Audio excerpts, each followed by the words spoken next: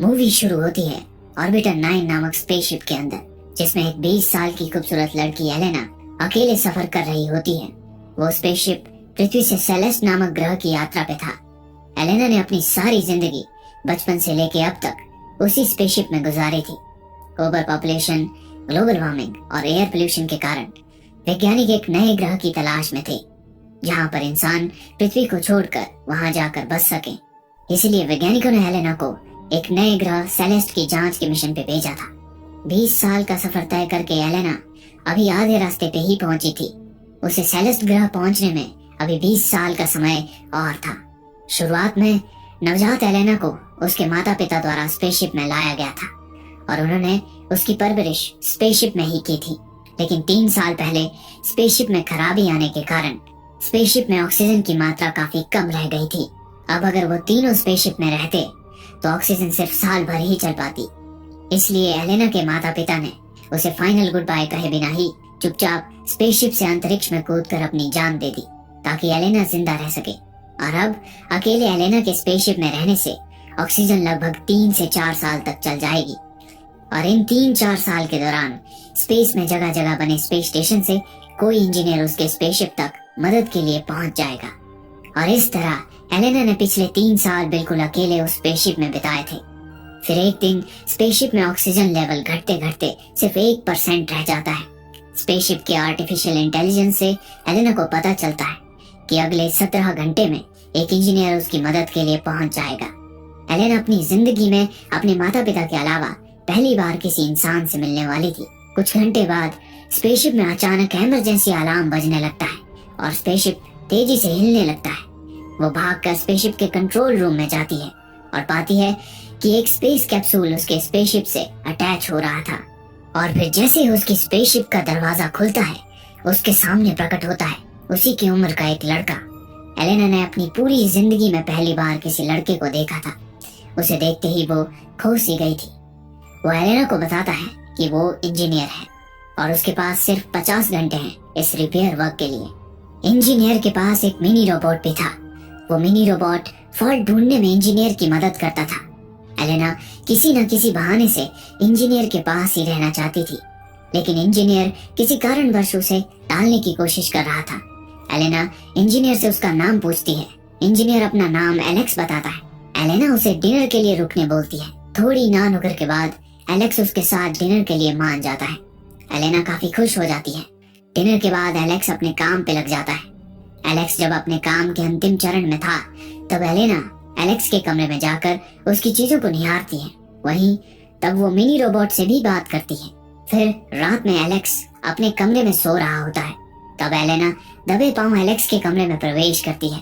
वो सोए हुए एलेक्स के जिस्म को महसूस कर रही होती है कि अचानक एलेक्स जाग जाता है। एलेक्स आगे कुछ बोल पाता उससे पहले एलेना कहती है कि उसने आज तक कभी किसी को किस नहीं किया है और अगले 20 साल वो इस स्पेसशिप में बिताने वाली है अकेले। इसके बाद एलेक्स कुछ भी नहीं कहता और फिर उनके बीच संबंध बनते हैं। फिर कुछ घंटे बाद एलेक्स स्पेसशिप से एलेना को बिना ढंग से गुड बाय कहे चला जाता है। कुछ ही देर बाद एलेक्स का स्पेस कैप्सूल एक सुरंग में खुलता है। वो उसमें से होता हुआ एक लिफ्ट के माध्यम से जैसे ही बाहर निकलता है, ये क्या, वो तो धरती पे ही था। पता चलता है कि एलेक्स पृथ्वी पर ही था और एलेना भी। असल में वहाँ पर मिलिट्री का एक सीक्रेट प्रोग्राम चल रहा था जिसका नाम था ऑर्बिट प्रोग्राम। वो स्थान एक घने जंगल के बीच में प्रतिबंधित क्षेत्र में था। वहाँ जमीन के नीचे 10 अलग अलग स्पेसशिप के सिमुलेटर बनाए गए थे, जिनके नाम रखे गए थे ऑर्बिटर 1, ऑर्बिटर 2 और इस तरह से ऑर्बिटर 10 तक। हर सिमुलेटर में एक एक यात्री को रखकर उन पर साइंटिस्ट शोध कर रहे थे कि सेलेस्ट ग्रह की यात्रा के दौरान मानव शरीर इतनी लंबी यात्रा में कैसे और किस तरह रिएक्ट करेगा, ताकि असली यात्रा के दौरान मानव शरीर पे पड़ने वाले दुष्प्रभाव और बाधाओं से अच्छे से निपटा जा सके। आखिर संपूर्ण मानव जाति को सकुशल सेलेस्ट ग्रह पर पहुंचाने का अभूतपूर्व विजन था वैज्ञानिकों का। उन्हीं में से 9वें नंबर के स्पेसशिप ऑर्बिटर 9 में एलेना थी, लेकिन एक भी यात्री को हकीकत का बिल्कुल भी अंदाजा नहीं था। वे तो यही मान रहे थे कि वे अकेले ही स्पेसशिप में सेलेस्ट ग्रह की तरफ बढ़ रहे हैं। एलेक्स इस प्रोग्राम को चलाने वाली एजेंसी में साइंटिस्ट के पद पर काम करता था। एलेक्स एजेंसी में प्रवेश करता है वहाँ ऑर्बिट प्रोग्राम का चीफ साइंटिस्ट एलेक्स को बताता है कि उनका स्पेस प्रोग्राम बहुत तेजी से प्रगति कर रहा है और ऐसा ही चलता रहा तो अगले 20 से 30 साल में पहला स्पेसशिप हकीकत में सेलेस्ट ग्रह की तरफ उड़ान भरेगा। एलेक्स फाइनली जब उस प्रतिबंधित क्षेत्र से अपने घर के लिए निकल रहा होता है तब मिलिट्री चेक नाके पे उसकी चेकिंग होती है। कार में रेडियो पर किसी सेलेस्ट स्पेसशिप दुर्घटना के बारे में बताया जा रहा था। दरअसल 5 साल पहले एक स्पेसशिप को सेलेस्ट ग्रह पर भेजा जाने वाला था, लेकिन वो स्पेसशिप उड़ान भरने के कुछ सेकंड पहले किसी तकनीकी खराबी के कारण एक धमाके के साथ फट गया, जिसमें सारे क्रू मेंबर्स जलकर मर गए। उस प्रोजेक्ट का हेड इंजीनियर एलेक्स था। उस घटना के बाद एलेक्स एक तरह से डिप्रेशन में चला गया था, क्योंकि न सिर्फ क्रू मेंबर्स मारे गए थे बल्कि सेलेस्ट ग्रह का मिशन काफी पिछड़ गया था। उसी घटना से सबक लेकर साइंटिस्ट पहले सिमुलेशन के जरिए सारी संभावनाओं की जांच करना चाहते थे ताकि इस बार कोई गड़बड़ ना हो। फिर अपने घर पहुंचकर जब एलेक्स आराम कर रहा होता है तब अचानक से मिनी रोबोट एलेना का वीडियो दीवार पर प्रोजेक्ट कर देता है। उस वीडियो में एलेना की वही प्यारी बातें होती हैं जो वो मिनी रोबोट से कह रही थी। मिनी रोबोट ने चुपके से एलेना का वीडियो रिकॉर्ड कर लिया था। अगली रात एलेक्स अपनी साइकोलॉजिस्ट से मिलने जाता है। साइकोलॉजिस्ट अपना चेहरा छुपा कर रखती थी। वो एक स्क्रीन के पीछे से अपनी क्लाइंट को साफ साफ देख पाती थी, लेकिन दूसरी ओर से क्लाइंट को कुछ भी नजर नहीं आता था। सिर्फ नजर आता था तो एक एनिमेटेड लोमड़ी का चेहरा। एलेक्स साइकोलॉजिस्ट को सिमुलेटर के अंदर यात्रियों के बारे में बताता है कि सिमुलेटर में उन सभी यात्रियों का वैसा ही इस्तेमाल किया जा रहा है जैसे लैब में साइंटिस्ट चूहों का इस्तेमाल करते हैं उन पर एक्सपेरिमेंट करने के लिए। उन यात्रियों के लिए, खासकर एलेना के लिए उसे काफी बुरा लग रहा था। एलेक्स अपने घर के लैब से एलेना को देखता रहता था, उसके बारे में सोचता रहता था। वो अपने दिमाग से एलेना को नहीं निकाल पा रहा था। और फिर एक दिन एलेक्स के सब्र का बांध टूट पड़ता है और वो निकल पड़ता है प्रतिबंधित मिलिट्री क्षेत्र में स्थित ऑर्बिटर 9 की ओर। उधर एलेना अपने स्पेसशिप में मायूस पड़ी थी। अचानक उसका स्पेसशिप हिलने लगता है और अलार्म बजने लगता है। वो कंट्रोल पैनल में देखती है कि स्पेस कैप्सूल उसके स्पेसशिप से अटैच हो रहा है। उसे कुछ समझ नहीं आ रहा था क्योंकि उसने कोई सर्विस रिक्वेस्ट तो भेजी ही नहीं थी। फिर वो अचानक से स्पेस कैप्सूल से एलेक्स को निकलता देख सन्न रह जाती है। वो गौर करती है कि एलेक्स बिना स्पेस सूट के आया हुआ है। एलेक्स उसे बताता है कि ये कोई स्पेसशिप नहीं है, ये मात्र एक सिमुलेटर है।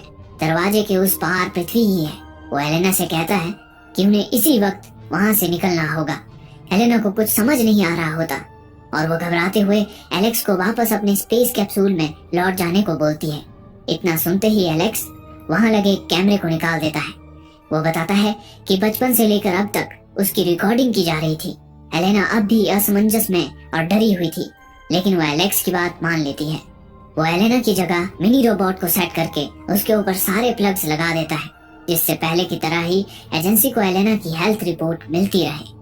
फाइनली वो एलेना को अपने साथ लेके वहाँ से निकल जाता है। एलेक्स उसका हाथ थामे उसे बाहर की ओर ले जा रहा था। एलेना काफी घबराई हुई थी। बाहर निकलते ही एलेना को अचानक बहुत ज्यादा तेज रोशनी का एहसास होता है। उसके दिल की धड़कन काफी तेज हो गई थी। वो अपनी पूरी जिंदगी में कभी सूरज की रोशनी में नहीं आई थी।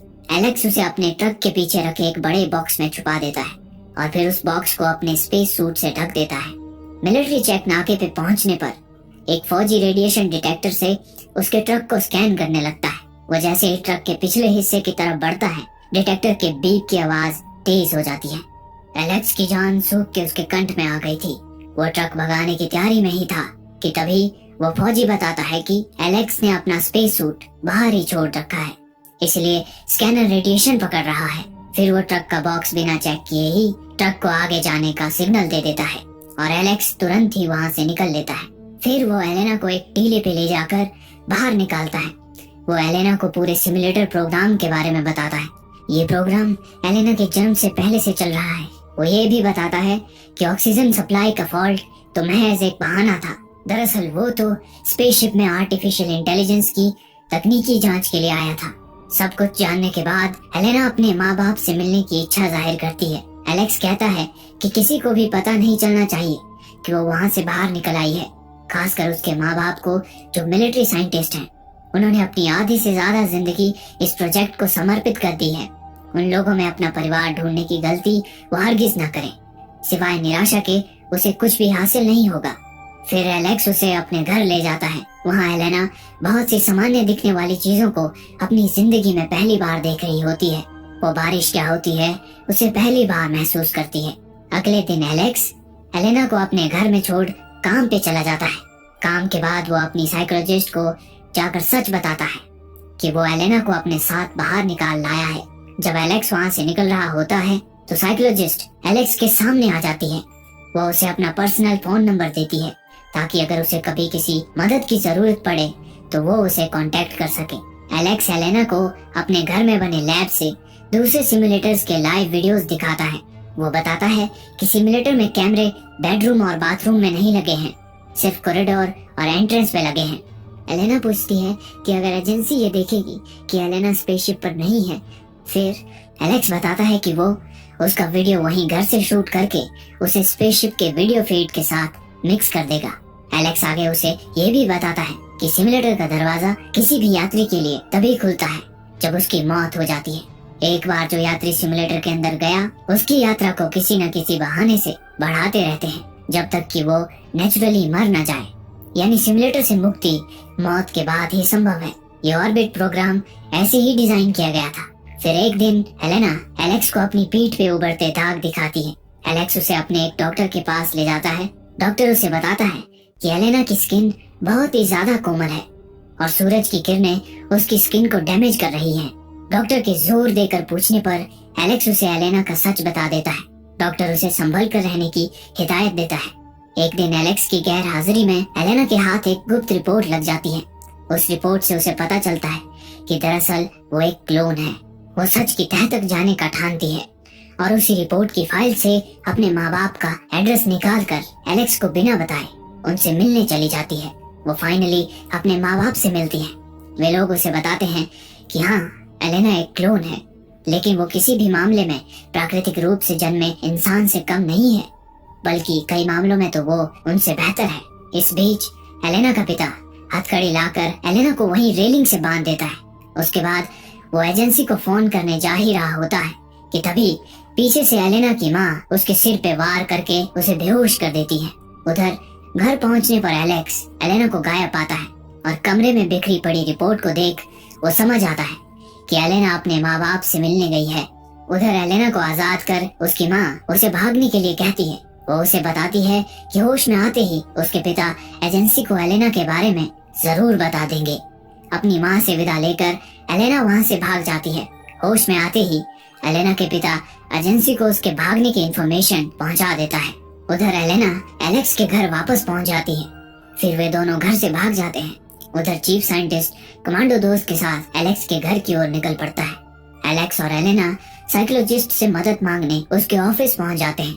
उन्हें ट्रैक करता चीफ साइंटिस्ट भी वहाँ आ धमकता है। साइकोलॉजिस्ट उन दोनों को छिपाने की कोशिश करती है, लेकिन असफल रहती है और एक कमांडो के हाथों मारी जाती है। एलेक्स और एलेना अपनी जान बचा के वहाँ से भागते हैं। कमांडोज और चीफ साइंटिस्ट भी उनके पीछे भागते हैं। अंततः एक जगह जाकर वे दोनों फंस जाते हैं। अब उनके पास वहाँ से दूसरी छत में कूदने के अलावा कोई और चारा न था। एलेना एलेक्स को पहले कूदने बोलती है। एलेक्स कूद जाता है। फिर वो एलेना को भी कूदने बोलता है, लेकिन एलेना नहीं कूदती। उसने एलेक्स को बचाने के लिए आत्मसमर्पण करने की ठान ली थी। आखिर कमांडोज एलेना को पकड़ ही लेते हैं। वो एलेक्स पे भी गोलियां चलाते हैं, लेकिन वो वहाँ से भाग जाता है। वहाँ से निकलकर एलेक्स अपने डॉक्टर दोस्त से मिलता है। डॉक्टर एलेक्स को बताता है कि एलेना की मेडिकल रिपोर्ट अच्छी नहीं है। उसकी स्किन तेजी से बीमारी की तरफ बढ़ रही है। वो सूरज की रोशनी में नहीं जी सकती। एलेक्स डॉक्टर को बताता है कि एलेना अब उसके साथ नहीं है। एजेंसी उसे पकड़कर अपने साथ ले गई है। ये सुन के डॉक्टर कहता है कि एक तरह से ये एलेना के लिए अच्छा ही हुआ, क्योंकि उसका शरीर स्पेसशिप के प्रेशराइज्ड वातावरण का आदी हो चुका है और उसके बाहर अब वो नहीं रह पाएगी। डॉक्टर आगे ये भी बताता है कि एलेना प्रेग्नेंट है।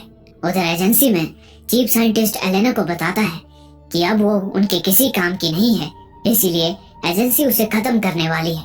तभी उसके पास एलेक्स का फोन आता है। एलेक्स उसे कहता है कि उसके पास उसके लिए एक फायदे का सौदा है, जिसमें सबसे ज्यादा फायदा चीफ साइंटिस्ट का ही है। उसके बाद एलेक्स एजेंसी की तरफ निकल पड़ता है।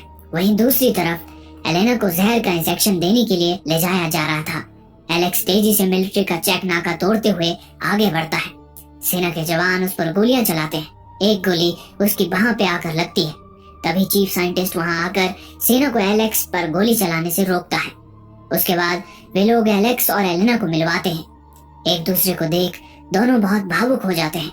फिर एलेक्स चीफ साइंटिस्ट से कहता है कि वो भी एलेना के साथ ही स्पेसशिप सिमुलेटर के अंदर रहना चाहता है। एलेक्स एलेना की मेडिकल रिपोर्ट चीफ साइंटिस्ट को दिखाता है। एलेना 6 हफ्ते के गर्भ से थी। उसके अंदर एक बच्ची पल रही थी। दरअसल एलेक्स और चीफ साइंटिस्ट के बीच ये तय हुआ था कि एजेंसी एलेना को नहीं मारेगी और इसके बदले में एलेना को सिमुलेटर में बच्चा डिलीवर करना होगा, जिससे कि एजेंसी उसके मेडिकल डाटा को रिकॉर्ड कर उस पर शोध कर सकेगी। क्योंकि आज तक सिमुलेटर के अंदर किसी बच्चे की डिलीवरी नहीं हुई थी, तो असल में एलेना की प्रेगनेंसी के कारण उसकी जान बची थी। बस एलेना एक शर्त रखती है कि जब उसकी बच्ची थोड़ी बड़ी हो जाएगी तब वो उस बच्ची को सिमुलेटर से आजाद कर दें। और फिर कुछ वर्षों बाद ऐसा ही होता है। एलेना की बेटी सिमुलेटर के बाहर निकलती है और फिर ये मूवी वहीं समाप्त हो जाती है।